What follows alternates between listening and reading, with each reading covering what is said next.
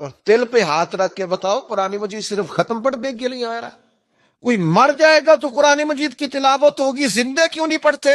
قبروں پر ٹینٹ لگا کے اور کناتے لگا کے چار حافظ بٹھانے والوں بتاؤ، قبروں پہ پڑھنے کے لیے آیا ہے؟ میتوں پر پڑھنے کے لیے فقط آیا ہے؟ انکار نہیں کرتا ہے سال ثواب کے، پر سوال کھڑا کرتا، کئی دفعہ پریشان ہو جاتا ہوں، صرف اور صرف تب تمہیں یاد آتا ہے جب کوئی دنیا سے رخصت ہوتا ہے۔ جانے والوں پر قرآن مجید پڑھتے ہو، انشاءاللہ اللہ اس کی برکت سے ان کی بخشش کرے گا، لیکن زندگی میں بھی قرآن پڑھ کے دیکھو، زندگی میں پڑھو گے تو زندگی بھی اعلیٰ ہو جائے گی، قبر بھی اعلیٰ ہو جائے گی، محشر کے میدان میں بھی اللہ رحمت کا نزول فرمائے گا۔ حسبنا اللہ ونعم الوکیل، نعم المولا ونعم النصیر۔